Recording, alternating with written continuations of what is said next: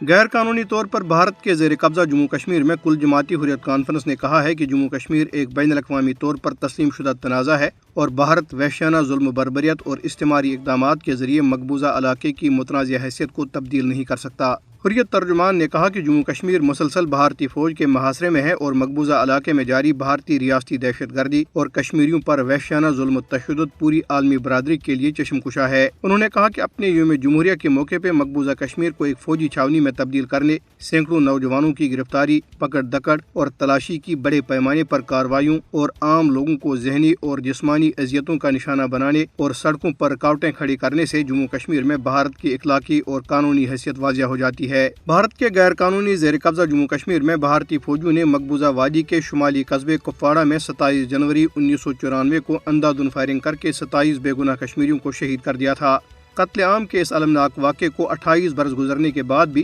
شہداء کے لواحقین تاحال انصاف کے منتظر ہیں۔ بھارتی درندہ صفت فوجیوں نے جموں کشمیر پر غیر قانونی بھارتی قبضے کے خلاف بطور احتجاج ایک روز قبل 26 جنوری کو ہڑتال کرنے پر کپواڑہ قصبے کے بازار میں دکانداروں، خریداروں اور راہگیروں کو بے رحمی سے گولیوں کا نشانہ بنایا۔ متاثرہ افراد کے اہل خانہ ابھی تک انصاف کی تلاش میں در بدر کی ٹھوکریں کھا رہے ہیں۔ قتل عام کے عینی شاہدین کا کہنا ہے کہ اندوہناک قتل عام کے 2 روز قبل بھارتی فوج کے فیلڈ افسر ایس بخشی نے کپواڑہ میں دکانداروں کو دھمکی دی تھی کہ اگر انہوں نے 26 جنوری کو ہڑتال کی تو اس کے سنگین نتائج برآمد ہوں گے۔ تاہم قصبے کے دکانداروں نے بھارتی فوج کی دھمکی کو نظر انداز کر کے بھارتی یوم جمہوریہ پر ہڑتال کی، جس پر قابض فوجیوں نے 27 کشمیریوں کو شہید کر دیا۔ کل جماعتی حریت کانفرنس کے رہنماؤں اور تنظیموں نے سانحہ کپواڑہ کے شہداء کو ان کی برسی کے موقع پہ شاندار خراج عقیدت پیش کیا ہے۔ حریت رہنماؤں نے اپنے بیانات میں شہداء کو خراج عقیدت پیش کرتے ہوئے ان کے مشن کو ہر قیمت پر اس کے منطقی انجام تک جاری رکھنے کے کشمیریوں کے عزم کا اعادہ کیا۔ انہوں نے افسوس کا اظہار کیا کہ کپواڑہ قتل عام اور مقبوضہ علاقے میں خون ریزی کے دیگر واقعات میں ملوث بھارتی فوجیوں کو آج تک سزا نہیں دی گئی۔ انہوں نے کہا کہ مقبوضہ علاقے میں نہتے کشمیریوں کے قتل عام کا واحد مقصد مقبوضہ علاقے کی آبادی کا تناسب تبدیل کرنا ہے۔ International forum for justice and human rights Jammu Kashmir کے غیر قانونی طور پر نظر بند چیئرمین محمد آسن انتو نے اقوام متحدہ کے سیکرٹری جنرل انطونیو گوتریس کے نام ایک خط میں کہا ہے